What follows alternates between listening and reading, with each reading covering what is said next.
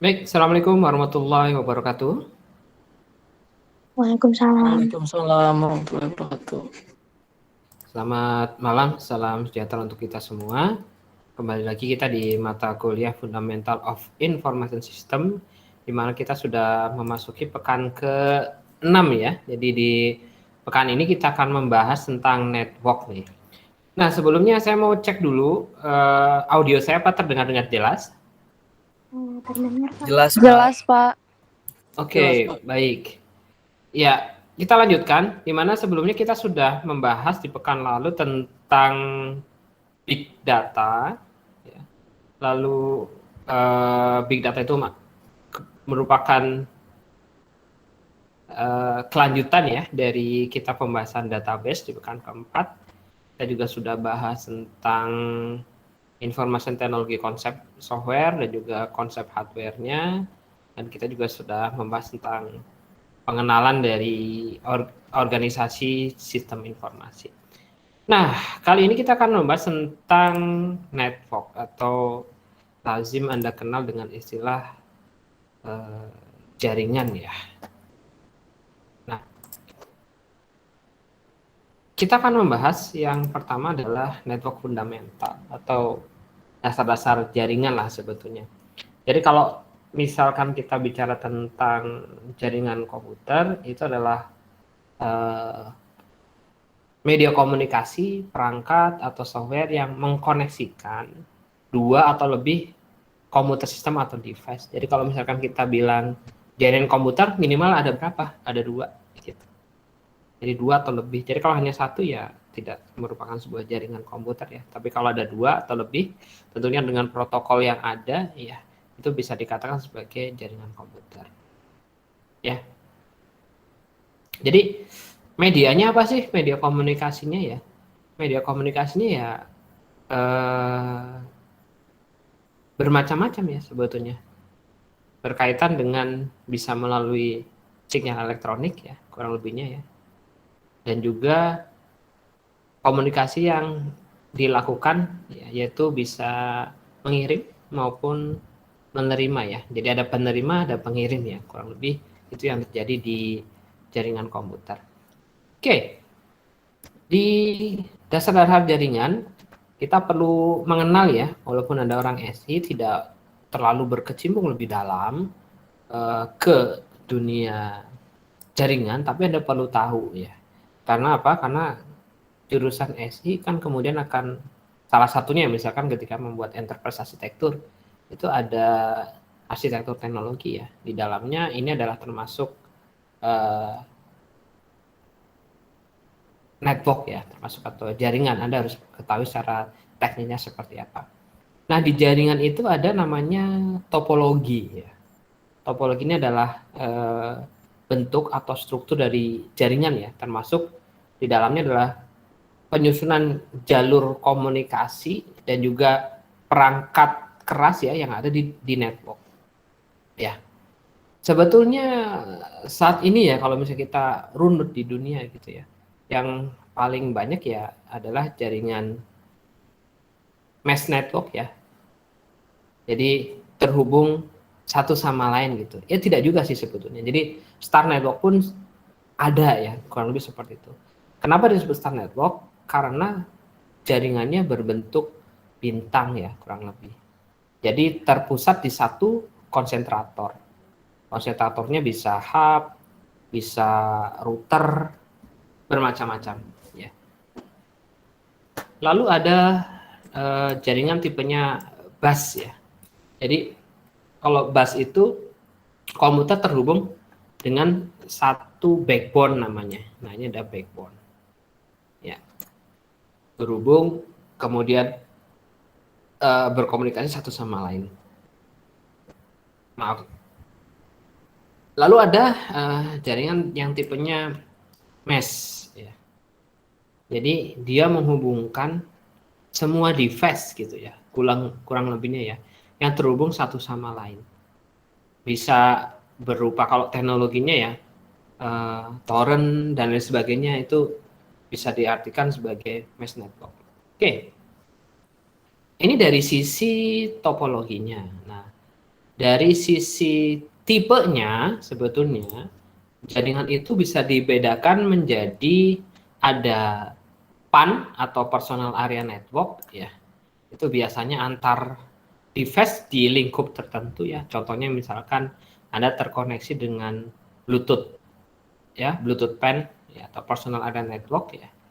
Kemudian berikutnya ada namanya LAN atau Local Area Network. Kalau local network adalah network ya, atau jaringan yang mengkoneksikan komputer di area yang sifatnya kecil, seperti di kantor, rumah, atau lantai di dalam gedung lah, kurang lebih seperti itu. Jadi kalau bilang di Rosma ada LAN-nya Pak? Oh iya ada, di lab kita punya LAN di lab, kemudian ada di mungkin di BAK ada jaringannya yang terhubung. Masih dalam satu gedung, itu namanya LAN. Nah, kemudian nantinya ketika misalkan koneksinya terhubung antar gedung misalkan ya, itu bisa diartikan sebagai MAN ya, atau Metropolitan Area Network misalkan. Jadi contoh, misalkan Rosma ada kampus A, kemudian ada kampus B, beda gedung ya. Jadi LAN di kampus A, kemudian LAN di kampus B dihubungkan, itu dikategorikan sebagai MAN atau Metropolitan Area Network. Oke, ya. Lalu ada WAN atau Wide Area Network. Ya. Ini jaringan yang terkoneksi di wilayah dengan geografis yang luas gitu.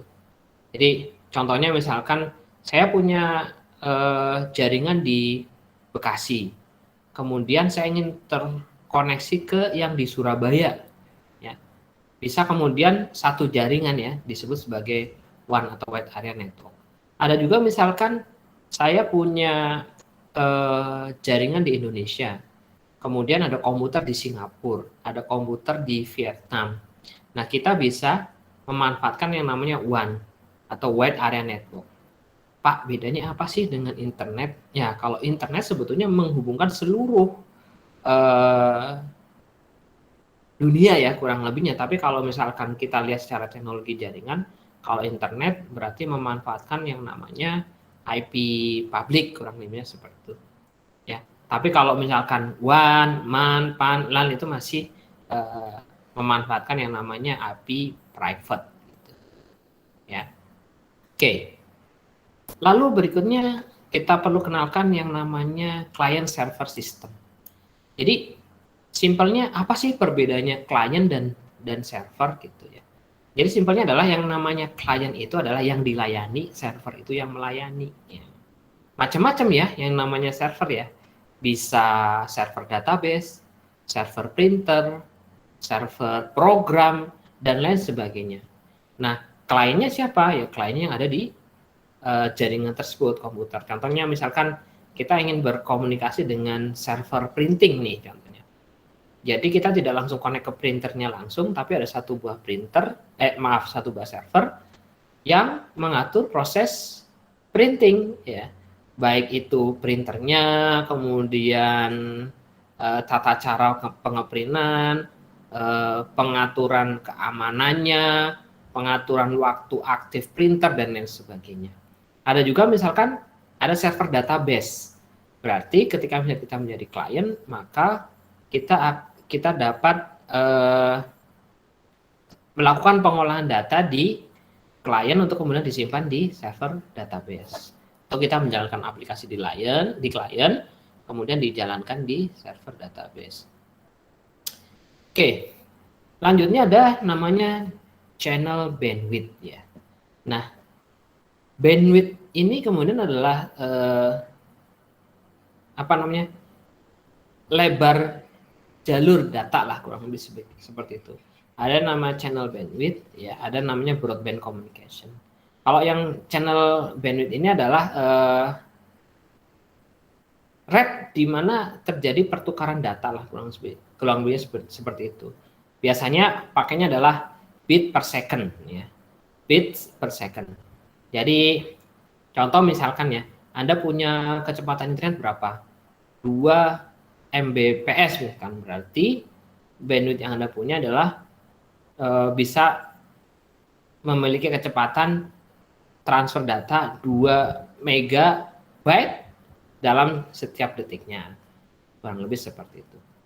Lalu ada namanya broadband communication. Jadi kalau untuk broadband communication ini adalah akses internet kecepatan tinggi yang selalu ada ya, selalu aktif ya, dan dia lebih cepat ya ketimbang dari dial-up akses yang tradisional ya. Kalau dial-up akses itu zaman dulu di sarana di Indonesia ya ada namanya Telkomnet Instan. Nah, itu dia pakai modemnya juga modem dial-up. Dia pakai jaringan komunikasi secara kabel ya, kita telepon ke 0890894 kali kalau nggak salah seperti itu iklannya ya. Nah kalau sekarang sudah ada broadband communication, Anda bisa memanfaatkan berbagai macam provider internet ya, yang itu always on ya, ada terus bisa 24 jam kali 7 gitu ya. Anda tinggal memanfaatkan, yang penting ada pulsanya dan ada paket datanya lah, kurang lebih sekarang seperti itu. Oke, kita lanjut ke media komunikasi ya di dasar-dasar network ini. Media komunikasi itu tergantung dari jumlah informasi yang akan dilakukan pertukaran informasi lah gitu. Jadi dan juga kebutuhan akan speed-nya ya. Speed-nya, kebutuhan akan privacy, kemudian mobilitas dan lain sebagainya ya. Nah, ini ada beberapa, jadi bisa jadi dua sebetulnya. Guided sama unguided lah, kurang lebih seperti itu. Guided itu adalah yang dia medianya adalah media yang sifatnya fisik gitu. Apa saja itu? Pertama ada yang namanya twisted pair wire. Kenapa disebut twisted pair? Karena memang kabelnya itu diulir, ya, diulir, ditwisted gitu ya. Dan berpasangan gitulah. Jadi satu pair itu isinya 2 core, kurang lebih seperti itu. Lalu ada coaxial cable ya. Kalau coaxial cable simpelnya Anda lihat apa ya? Kabel antena TV lah. Nah, itu coaxial cable. Lalu ada fiber optic. Nah, ini fiber optic sekarang yang banyak sekali dipakai ya. Contohnya misalkan sekarang Anda pasang internet di rumah pakai IndiHome atau pakai Transmedia ya. Itu hampir semuanya sudah menggunakan fiber optic ya, kabel fiber optic. Nah, nanti misalkan dari jaringan tersebut kan masuk ke entah itu access point atau juga ada router. Nah, kalau misalkan mau koneksi ke komputer Anda, misalkan nggak pakai WiFi, misalkan pakai kabel, itu bisa. Pakai kabelnya biasanya pakai twisted pair gitu, dikoneksikan ke komputer, lalu ke konsentrator, bisa access point. Access point-nya tentunya yang ada port jaringannya ya, lebih seperti itu. Nah, Anda bisa lihat di sini, nah ini gambarnya ya. Ada yang namanya twisted pair ya. Nah, ini twisted pair biasanya warnanya ya. Ini ada putih coklat itu diulir jadi satu, putih oranye, lalu ada putih biru, putih hijau. Ya. Jadi warnanya itu kalau kabel jaringan yang pakai RJ45 konektornya itu ada 4 pair ya, isinya 8 core. Jadi satu pairnya itu 2 core. Ya, ini satu core, 2 core ya. Ada 1, 2, 3, 4, 5, 6, 7, 8 core ya. Tapi berapa pair? Ada 4 pair ya. Masing-masing pairnya di twisted. Nah, ini makanya disebut twisted pair. Lalu ada namanya coaxial cable. Nah, ini kayak antena sebetulnya. Ini dipakai untuk komunikasi yang misalnya pakai jaringan yang punya backbone yang bus ya. Dulu dipakai ya. Nah, kalau sekarang ya dipakai untuk jalur komunikasi ya dipasang antena ya untuk menangkap sinyal UHF, VHF dan lain sebagainya. Lalu ada fiber optik. Nah, kenapa disebut fiber optik? Karena memang ini adalah bentuknya adalah optik atau kaca. Jadi serat optik ya, fiber itu diartikan serat optik ya kalau bahasa Indonesianya. Jadi sebetulnya memang secara penampang ya, kalau Anda lihat bentuknya seperti selongsong, seperti sedotan lah dalam jumlah yang panjang gitu kan. Nah ini, jadi masing-masing core-nya ini bisa menampung berbagai macam data banyak. Ada yang multimode, ada yang single mode. Jadi kalau multimode itu sinyal itu ditembakkan, dipantulkan dulu ke dindingnya nih, multimode gitu. Kalau single mode, sinyal itu ditembakkan lurus gitu. Itu kabel fiber optik. Jadi ini adalah namanya media komunikasi untuk jaringan yang tipenya adalah guided transmission media types. Nah, lawannya guided apa? Yaitu yang menggunakan namanya wireless.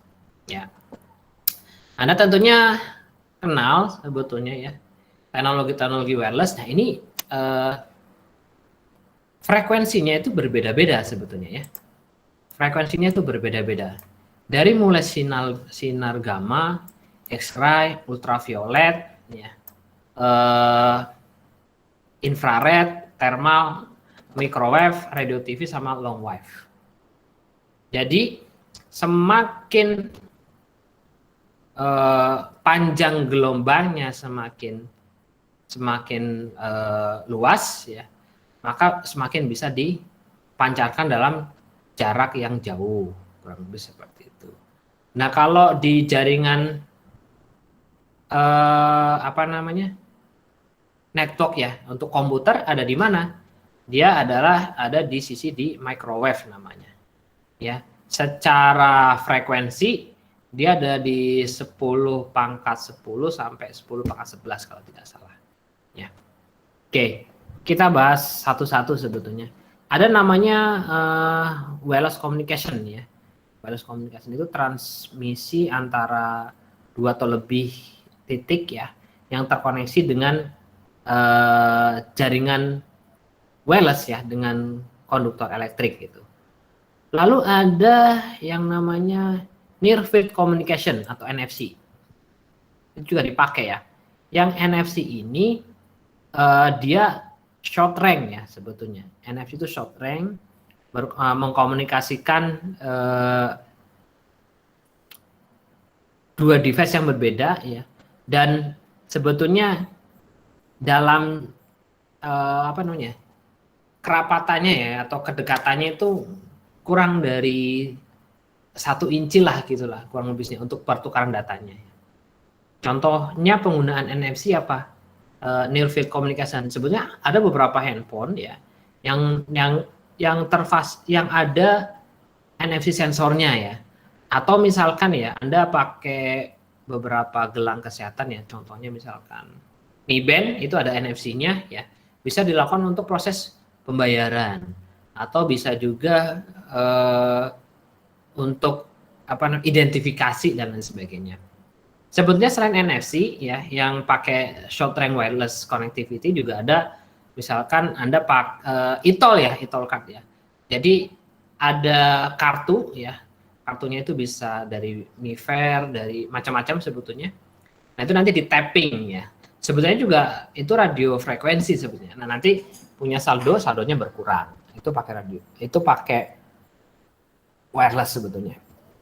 Oke, lalu ada Bluetooth ya. Nah, Bluetooth itu komunikasi wireless ya, tetapi mungkin ya jaraknya jarak yang dekat lah sebetulnya kurang lebih seperti itu.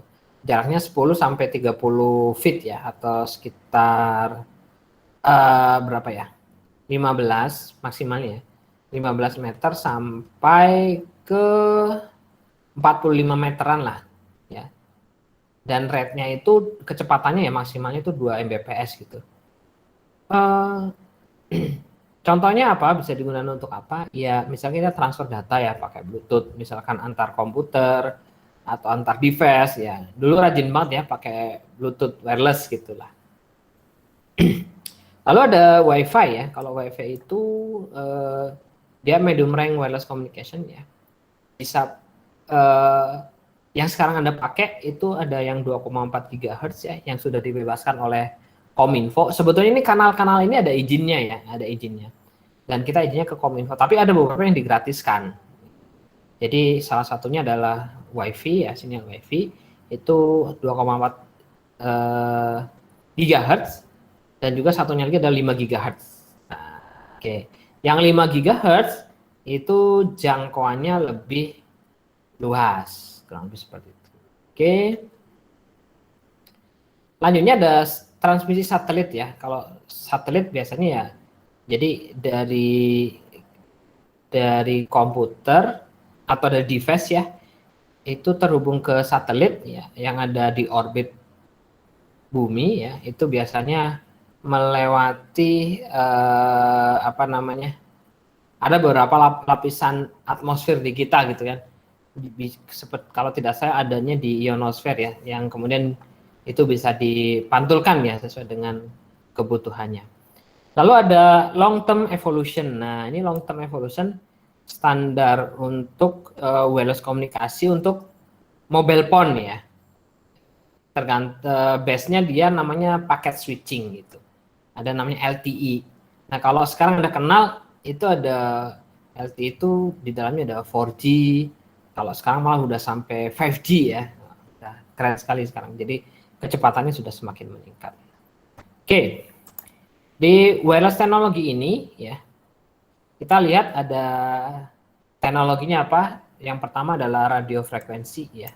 Radio frekuensi dia beroperasi dari 3 kHz sampai 300 MHz ya. Kemudian ada microwave ya. Microwave itu high frekuensi 300 MHz sampai 300 GHz ya. Biasanya ini harus benar-benar apa namanya? Line of sight-nya itu benar-benar point to point ya. Jadi harus benar-benar lurus, tidak ada obstacle di tengahnya. Lalu ada infrared ya, infrared itu harus dekat sekali dengan Bluetooth. Oke. Kemudian yang biasa digunakan oleh kita itu ada beberapa protokol ya untuk komputer ya. Jadi protokolnya itu ada protokol IEEE 802.11a, 11b, G, N ya. Yang terbaru adalah yang AC gitu ya. Jadi masing-masing protokol ini yang digunakan itu ada maksimum data rate-nya gitu ya. Jadi kalau Anda lihat di konfigurasi jaringan Anda ya, Anda harus memastikan bahwa komputer Anda itu support untuk semua protokol gitulah. Kenapa? Kalau misalkan ada di laptop sudah support protokol N misalkan, ternyata device Anda belum support yang protokol N ya, maka Anda tidak mendapatkan maksimum data rate ya. Harusnya Anda bisa dapat 300 Mbps ya. Perangkat komputer Anda sudah siap, tapi ternyata jaringan di tempat Anda belum siap. Oke. Nah, ini ada beberapa hardware ya yang digunakan ya untuk komunikasi ya, komunikasi di jaringan. Ya. Ada bermacam-macam ya. Yang pertama ada namanya modem. Nah, modem. Device modem ini ya itu singkatannya modulator demodulator sebetulnya ya. Dia sebetulnya mentranslate ya dari data digital ke sinyal analog dan juga sebaliknya. Ya. Contoh misalkan apa ya? Ya Anda kalau misalkan punya modem GSM ya, berarti dia akan menerjemahkan dari sinyal GSM ya, yang sinyal analog menjadi sinyal data, sehingga bisa dipakai oleh komputer. Lalu ada fax modem. Nah kalau fax modem ini kegunaannya untuk faksimili lah, kurang lebih seperti itu. Ya, dia faksimili itu apa? Faksimili itu bahasa kerennya di kita apa ya? Mendefinisikannya secara singkatnya adalah fotokopi jarak jauh lah, kurang lebih seperti itu. Sekarang sudah sangat jarang digunakan, tapi untuk beberapa urusan pemerintahan mungkin yang masih ya perlu pakai faksimiil. Oke, lalu ada namanya multiplexer ya. Jadi multiplexer ini digunakan untuk mentransmisikan ya lebih dari apa namanya beberapa sinyal ya yang ditransmisikan melalui single communication ya, kurang lebih seperti itu. Jadi tanpa multiplexer ini kemudian sinyal yang bermacam-macam ini tidak bisa dikirimkan. Kalau multiplexer itu banyak sinyal kemudian dijadikan satu kemudian untuk dikirimkan. menggunakan multiplexer. Lalu ada PBX atau Private Brand Exchange ya. Kalau PBX adalah kurang lebihnya adalah dia bisa memanage ya, tergantung kebutuhan kita ya. Misalkan gini, kita punya nomor telepon 0267 440 201, tapi kita punya perangkat PBX ya atau Private Brand Exchange. Nah ini kita bisa punya beberapa line gitu ya, atau extension lah kalau bisa begitu. Jadi begitu kita masukkan nomor tadi, kita call, nanti kita akan diarahkan misalkan ke nomor berapa nih, extension berapa, extension 111 misalkan, ke bagian A, extension 112 ke bagian B, dan seterusnya. Lalu ada front end processor ya, dia memanage komunikasi dari dan ke dan dari komputer dan kemudian melakukan pelayanan terhadap banyak user lah, kurang lebih seperti itu. Lalu ada namanya switch ya. Switch ini adalah alat ya, bentuknya fisik ya. Dia bisa mengkoneksikan ya beberapa komputer ya. Kalau switch itu dia ada di layar fisikal sebetulnya kalau kita bisa bicara tentang network. Ya, dia benar-benar ada di layar yang dasar ya. Komunikasinya adalah masih bisa menggunakan MAC address ya, kurang lebih seperti itu. Nah, lalu ada bridge, ini mengkoneksikan satu LAN ke LAN yang lainnya ya, tapi biasanya lebih seringnya ya sebetulnya dilakukan oleh router ya, kurang lebih seperti itu. Jadi router ini dia yang sudah mengkomunikasikan antar IP lah, kurang lebih seperti itu. Lalu ada namanya gateway. Ini gateway itu server ya, server untuk masuk ke jaringan kayak misalkan internet. Misalnya kita punya internet gateway, jadi sebelum disebarkan ke komputer-komputer yang di jaringan kita, biasanya akan masuk ke gateway terlebih dahulu. Oke. Lalu kita bicara tentang kalau tadi kita bicara tentang fisik, kemudian apa namanya hardware yang terkait dengan network. Nah sekarang ini adalah jadi di komunikasi juga ada softwarenya sebetulnya, di jaringan itu ada softwarenya. Apa saja? Yang pertama ada namanya network operating system. Nah network operating system ini adalah software system yang mengontrol sistem-sistem komputer ya dan perangkat di dalam jaringan dan mengizinkannya untuk berkomunikasi satu sama lainnya ya. Ya kalau misalkan kita lihat ya ada beberapa, kalau keluarannya Windows misalkan berarti ada Windows Server 2000 sekian misalkan, atau sekarang sudah Windows Server berapa ya? Saya kurang begitu mengamati ya sebetulnya, tapi ada operating system yang khusus untuk network. Jadi di dalamnya bisa mengatur domain naming server, kemudian mengatur dynamic host control protocol, printer server, dan lain-lain ya, resource-resource yang tersedia untuk kemudian dimanfaatkan oleh user. Lalu ada network management software. Apa itu? Jadi software yang memungkinkan seorang manajer itu untuk mengelola ya perangkatnya, kemudian memonitor penggunaannya, kemudian men-scan virus atau memastikan bahwa compliance ya terhadap lisensi software. Jadi banyak sebetulnya network management software. Yang free mulai dari misalkan Nagios, kemudian yang berbayar ada PRTG misalkan, atau sebetulnya sekarang beberapa antivirus ya kayak misalnya Kaspersky, dia juga punya tools untuk melakukan network management software. Oke. Selanjutnya ada namanya mobile device management software. Jadi ini aplikasi yang dia memanage, melakukan troubleshoot ya mobile device baik handphone, tablet ya. Ini bisa secara remote ya.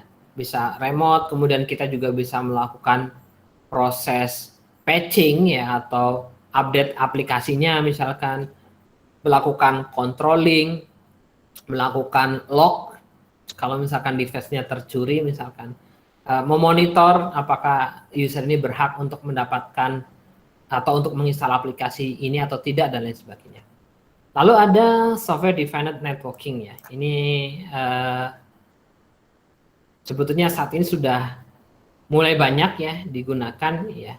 Jadi kadangkala tidak kemudian ya dikelola oleh sebuah device fisik ya, tapi bisa juga pakai yang networking yang sudah software defined.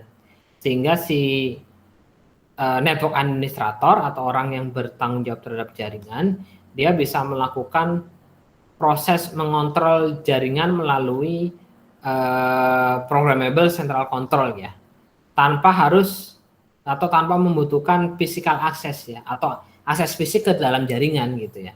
Jadi misalkan kayak Cisco yaitu salah satu vendor jaringan, dia punya aplikasi software defined networking sehingga ketika kita login dia bisa melihat beberapa device ya yang terkoneksi dalam jaringan kita. Kita bisa menambahkan, kita bisa melakukan konfigurasi tanpa harus kita datang ke fisik jaringan tersebut.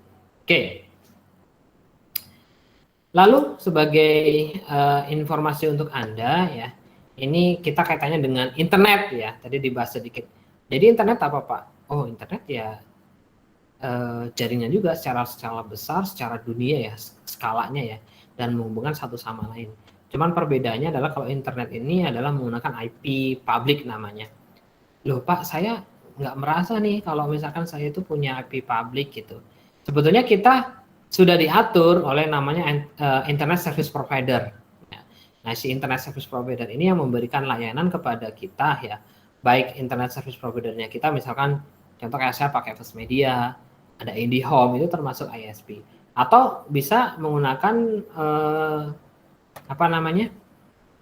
seluler ya, mau Telkomsel, Indosat dan sebagainya. Sebetulnya kita punya IP-nya kita yang dipakai itu yang berapa sih, tapi kita sudah dilakukan proses routing ya, kita punya IP private juga ya di jaringan internet service provider kita. Nah, seperti itu lihat di gambar ya. Jadi ini ada data dari ISC ya. Ada data namanya ISC Domain Survey ya. Saat perkembangannya ya dari tahun 94 ya sampai tahun 2019 ya kurang lebih ya. Itu saat ini ya jumlah domain atau jumlah alamat situs internet yang tadinya sedikit ya 94 itu berkembang. Jadi mulai pesat-pesatnya di tahun 2000 ke sini ya. Dan saat ini sudah mencapai jumlah 1 miliar alamat website. Ya, jadi sangat besar ya perkembangannya ya. Nah, sekarang memang apakah masih diperlukan ya alamat situs website ya? Sejauh ini masih tetap ya. Contohnya misalnya perusahaan itu dikatakan perusahaannya bonafit, sebetulnya kadang masih bisa diukur dari apakah dia mempunyai website atau tidak gitu. Walaupun memang sekarang pendekatannya sudah ada sosial media dan lain sebagainya, tapi tetap yang namanya website itu biasanya jadi rujukan oleh kita ya untuk mengecek apakah kemudian ini sebuah perusahaan atau provider yang sifatnya terpercaya atau tidak gitu. Sekarang kita lihat dari websitenya gitu. Oh ini ternyata profesional, oh ini tidak. Ya seperti halnya Stemic Rosma gitu ya. Walaupun Stemic Rosma punya sosial media ya, ada di Instagram, mau YouTube dan sebagainya, tapi tetap Stemic Rosma punya sebuah website yang bisa Anda akses ya. Anda bisa akses, kemudian bisa di dalamnya juga ada namanya subdomain ya. Misalkan subdomainnya Rosma macam-macam ya, sebenarnya ada banyak. Yang itu di-linkkan contohnya ke si akad atau ke bermacam-macam. Oke. Bagaimana sih kemudian internet itu bekerja ya? Ya kalau namanya internet, Anda pasti ada namanya internet protokol ya. Ini adalah aturan-aturan atau protokol yang memungkinkan si komputer itu untuk berkomunikasi satu sama lain ya. Lalu ada internet backbone atau jaringannya ya, yang sifatnya bisa high speed, long distance dan lain sebagainya. Lalu ada IP address atau alamat ya, internet protocol address ya. Nah, alamatnya itu ya itu tadi saya sudah sebutkan, ada yang IP public, ada IP private. Nah, sebetulnya IP itu sekarang sudah IPv6 ya sebetulnya. Kalau dulu masih pakai IPv4, tapi sekarang lama kelamaan pasti akan habis ya jumlah IP publiknya ya. Tetap meskipun saat ini ya sebuah IP public itu kemudian bisa di subnetting ya, sehingga bisa memanfaatkan beberapa IP private lah sebetulnya kalau seperti itu. Kemudian ada yang namanya URL atau Uniform Resource Locator atau alamat ya. Jadi sebetulnya ya masing-masing itu kan ada yang namanya IP ya. Contohnya Google, IP-nya itu adalah 8.8.8. Tapi bayangkan ya kalau misalkan kita menghafal angka, kayaknya kan sedikit sulit. Nah, untuk itu maka perlu yang namanya Uniform Resource Locator yang kemudian dia melakukan mapping antara IP address dengan pengalamatan lebih mudah dipahami oleh manusia. Contohnya misalkan rosma.ac.id, dia akan terkoneksi tuh ke alamat IP private ya.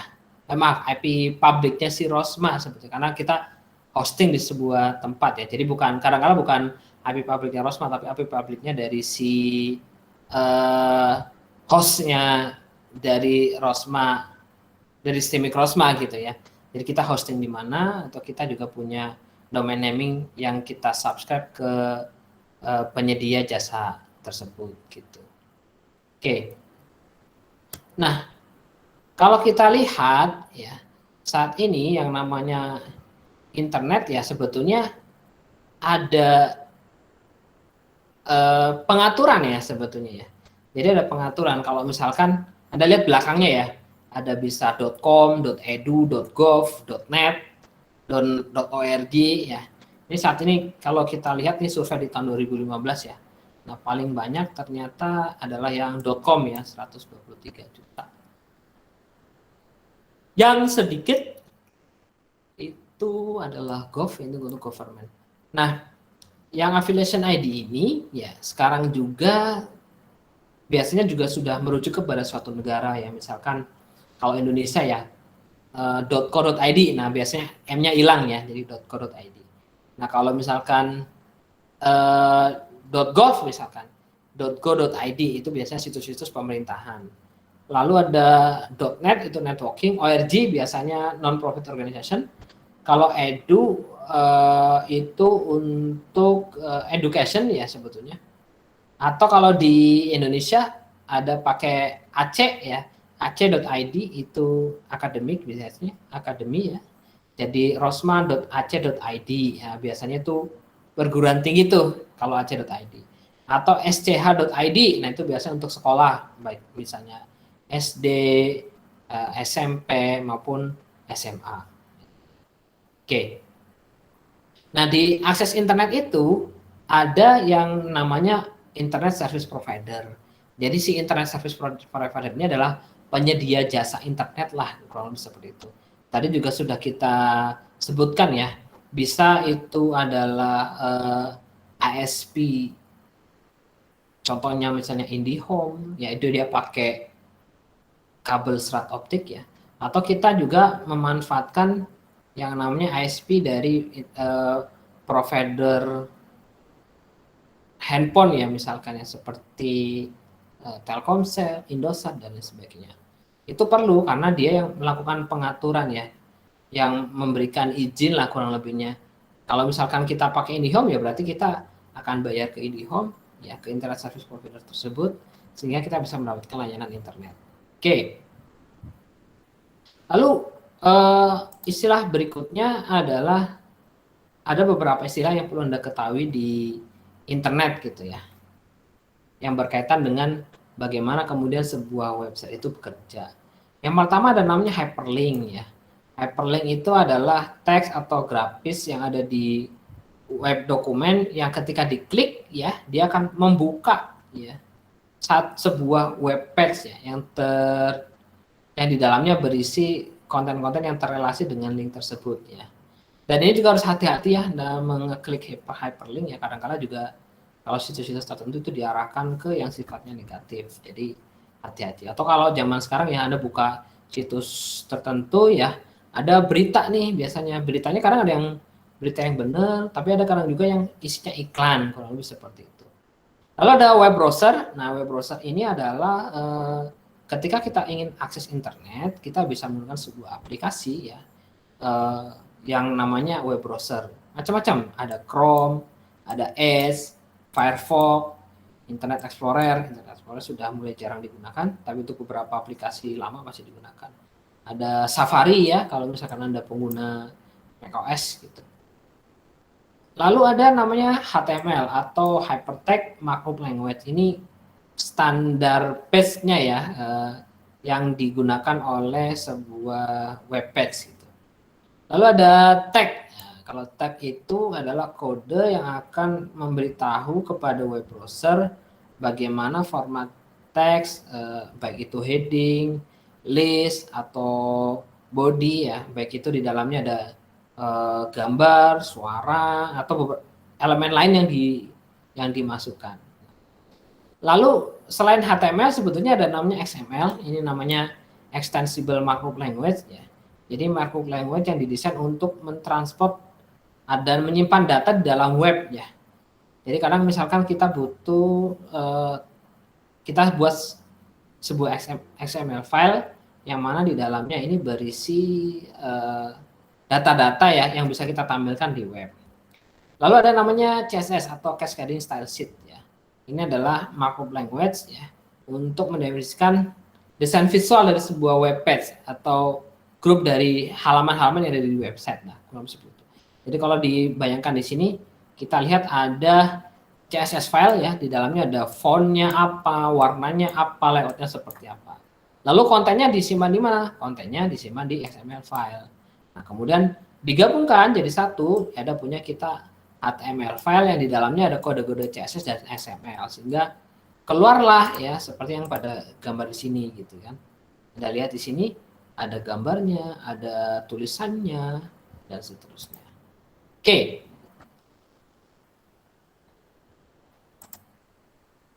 Lanjutnya kita lihat ada web programming language. Apa saja sih yang dipakai ya kalau ketika kita memprogram sebuah halaman web. Nah, kalau yang paling populer sebetulnya adalah namanya JavaScript ya. Itu bahasa pemrograman populer ya, namanya client side application ya. Tapi sekarang mungkin saya belum cek lagi ya perkembangannya. Sekarang sudah ada beberapa survei yang mengatakan bahwa yang nomor satunya adalah sekarang Python. Karena ketika kita memprogram sebuah web menggunakan Python dan banyak library yang bisa digunakan, yang dikembangkan secara free ya, sebetulnya bisa digunakan, bisa dipakai secara free, sehingga Python begitu populer ya karena ke-powerful-nya. Ada juga PHP, ASP.NET yang dibuat oleh Microsoft, C++, ada juga Perl gitu ya. Kalau lebih seperti itu ya, kalau misalkan kita mau membuat sebuah halaman website ya. Pak, kan ada juga Pak, contohnya misalnya namanya CMS atau Content Management System. Oh iya, itu ada.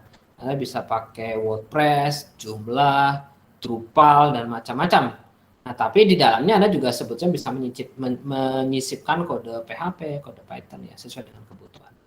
Oke, langsung ke developing web content and application. Jadi kalau misalkan Anda mau membuat sebuah web gitu ya, dan dari awal create-nya ya sebetulnya Anda bisa pakai beberapa aplikasi ya. Contohnya misalkan ada Adobe Dreamweaver ya. Kemudian ada RapidWeaver gitu untuk Mac, dan juga ada namanya NView ya. NView, nah bacanya adalah NView. Ini beberapa aplikasi yang bisa Anda gunakan untuk meng-create sebuah website ya, untuk mendevelop sebuah website. Lalu kita bicara tentang web service gitu ya. Nah, jadi ada beberapa layanan ya, yang kemudian menyediakan web web service gitu ya, atau layanan web ya. Itu termasuk di dalamnya ada Amazon, eBay, Google, itu dia pakai namanya web service. Ya. Jadi dia punya beberapa katalog yang bisa disediakan gitu ya, yang bisa kita pakai ya, web service yang bisa kita pakai untuk kemudian dikembangkan gitu. Contohnya ada aplikasi namanya Airbnb ya. Ini adalah marketplace untuk Airbnb itu apa ya? Untuk reservation kali ya. Katanya dengan perjalanan travel ya. Yang dia memanfaatkan web service-nya dari Amazon Web Service gitu. Dan sekarang juga ya beberapa perusahaan memanfaatkan ya service-service ini untuk kemudian diintegrasikan dengan aplikasi yang dimiliki oleh perusahaan. Oke. Hal lain adalah kaitannya internet dan web application ya. Ada beberapa istilah. Ini ada web 2.0 ya. Ini adalah web yang bisa melakukan proses computing ya, yang mensupport aplikasi software dan sharing informasi antar user. Ya. Lalu ada search engine. Nah, search engine itu apa? Dia adalah tools yang memungkinkan kita untuk mencari informasi di dalam web. Ya. Contohnya misalkan search engine-nya apa? Ya yang sekarang banyak dipakai ya Google. Nah, gitu. Lalu ada SEO atau search engine optimization. Ini adalah proses untuk melakukan proses optimasi dari sebuah website agar kemudian dia dikenali oleh search engine seperti Google dan lain sebagainya. Lalu ada istilah instant messaging. Ini adalah komunikasi real time ya, online antara 2 atau lebih orang yang terkoneksi di jaringan internet ya. Sekarang sudah banyak sekali ya instant messaging ya, apalagi diakselerasi oleh COVID ya. Anda bisa pakai WhatsApp, ada Telegram dan kawan-kawannya. Kalau zaman dulu instant messaging paling pakai Yahoo Chat, MIRC dan lain sebagainya. Kalau sekarang sudah banyak fasilitasnya dan sudah semakin enhance ya. Nggak hanya instant messaging juga, sekarang sudah bisa kemudian digunakan untuk video call dan lain sebagainya. Lalu ada weblog atau sebenarnya dengan blog ya. Ini website untuk orang atau bisnis yang dia menulis kesehariannya dia, kebutuhan atau yang lain-lain ya. Nah, orangnya disebut dengan blogger. Nah, sekarang populer nggak ya? Ya, banyak sih, masih ada juga weblog ya atau blogger. Tapi sekarang mungkin sudah menggunakan fasilitas yang berbeda ya. Kalau zaman dulu bisa blogger itu pakai blogger.com atau WordPress juga ada blognya. Kalau sekarang yang platform yang bisa Anda pakai untuk ngeblog dan bisa dilihat orang, ada contohnya adalah Medium misalkan, medium.com. Anda bisa ngeblog di situ, kalau menarik orang lain bakal cari artikel di situ. Oke. Lalu ada podcast. Nah, podcast sebetulnya sudah lama, sudah dari dulu ada. Jadi dia audio broadcast yang kita bisa mendengarkan di dalam jaringan internet. Kalau sekarang semakin populer ya. Dan ada beberapa penyedia podcast ya seperti Spotify, itu ada podcastnya. Dulu juga ada kalau di Apple itu namanya apa ya? Saya lupa lagi namanya. Kalau di Apple depannya S nih, aplikasinya namanya apa ya? SoundCloud ya. Biasanya pakainya SoundCloud. Itu juga podcast juga ya. Sekarang pun kayak YouTube juga bisa dipakai untuk sarana podcast juga ya. Oke. Lalu ada konten streaming ya. Jadi ini mentransfer media file yang besar di internet kemudian untuk di stream atau ditayangkan.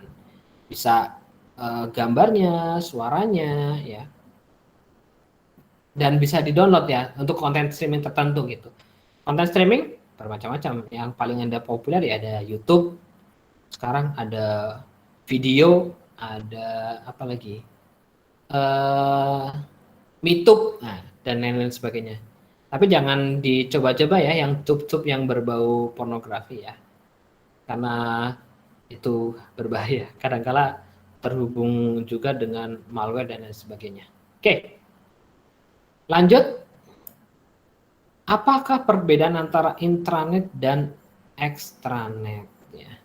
Kalau internet sebetulnya usernya bisa anyone, ya. Kadang juga tidak butuh username, ya, user ID dan password, ya. Itu nggak butuh, namanya juga internet bebas. Nah kalau intranet, ya, itu dia menghubungkan usernya namanya employee, ya, dan biasanya butuh user ID dan password kalau intranet. Kalau di platformnya Microsoft untuk intranet ada yang namanya SharePoint. Nah, itu bisa dipakai untuk intranet. Nah, extranet apa? Kalau extranet, ya, extranet itu adalah usernya adalah business partner atau komunikasi yang biasa berjalan adalah namanya B2B atau business to business. Dia butuh user ID dan password ya untuk akses ke extranet. Ya, biasanya ini menghubungkan antara misalkan antara perusahaan A dengan perusahaan B, kita punya extranet, kita bertukar informasi dan lain sebagainya.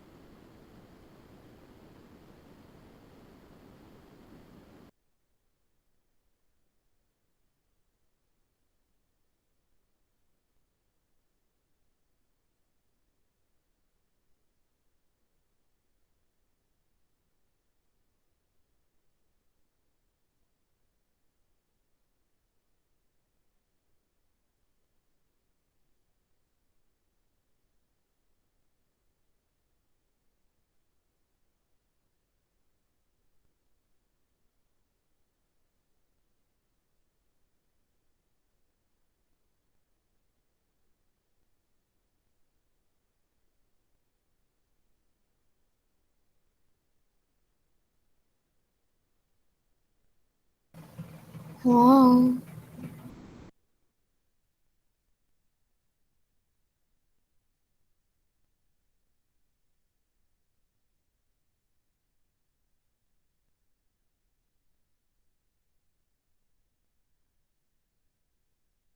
Kenapa nih? Nggak tahu jaringan bapaknya kayaknya. Habis kuota kali.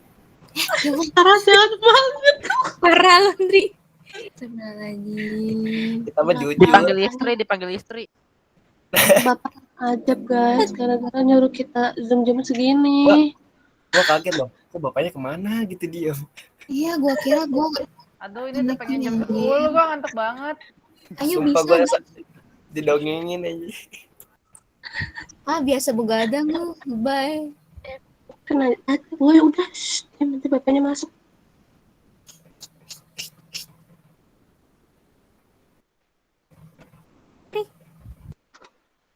Ingat direkam ini. Oh iya lupa.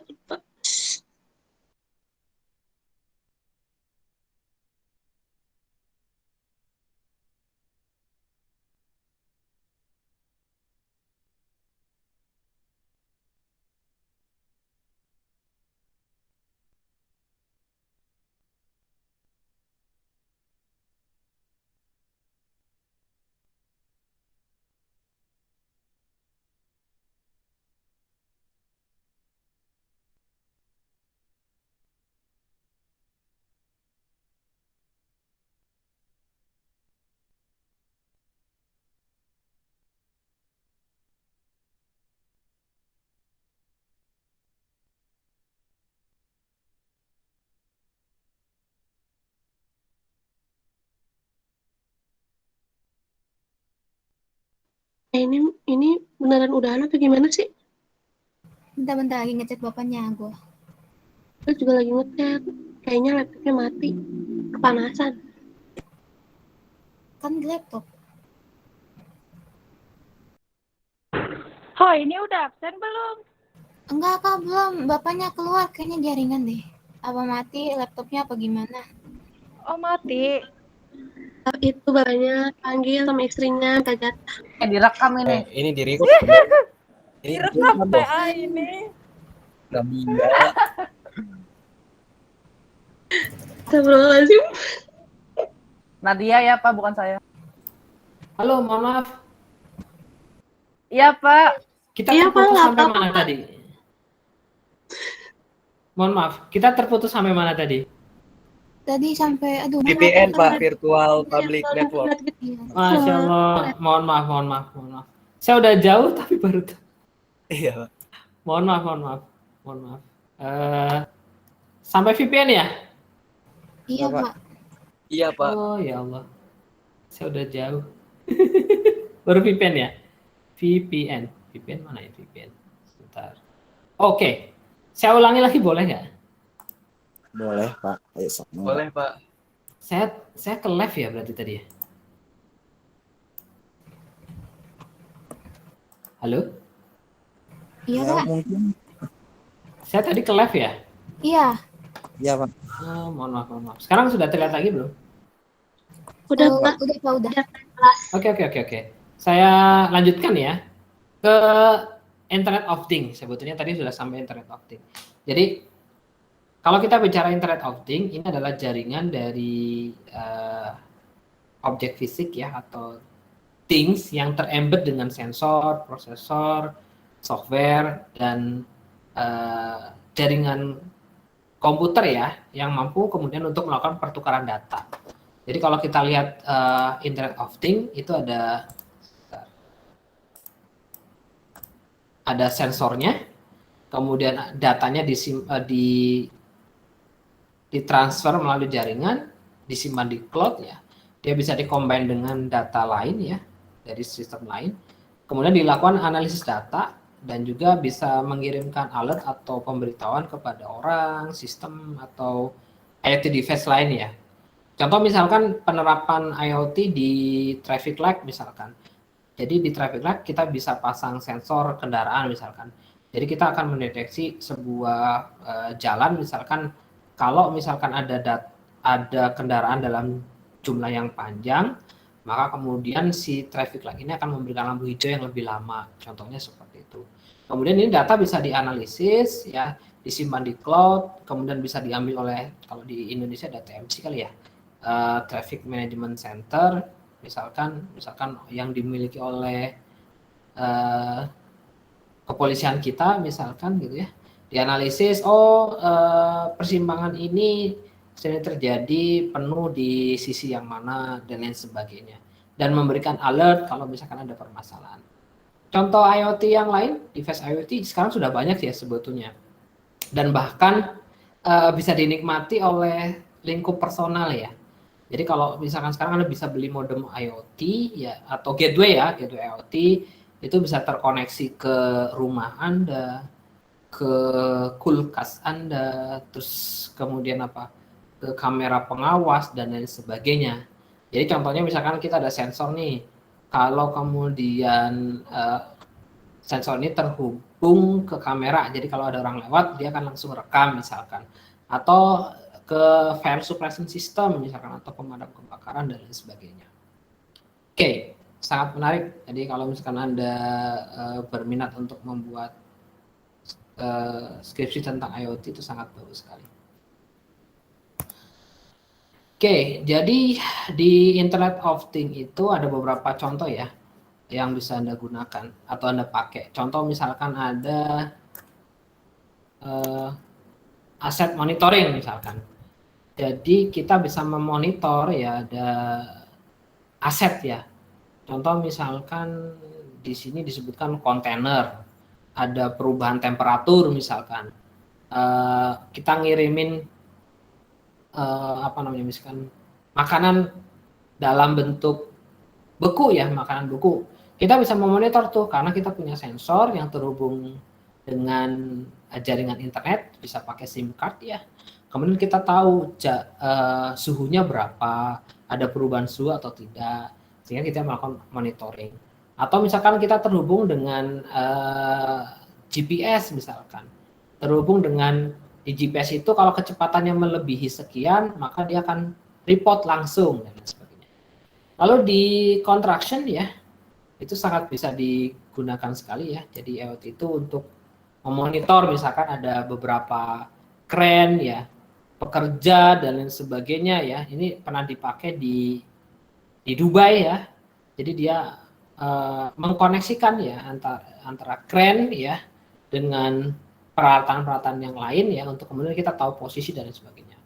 Di sisi agrikultur ya, di IoT bisa digunakan ya, contoh misalkan untuk melihat kelembaban kelembaban air, kandungan nitrogen, keasaman tanah. Jadi ada sensor-sensornya sekarang.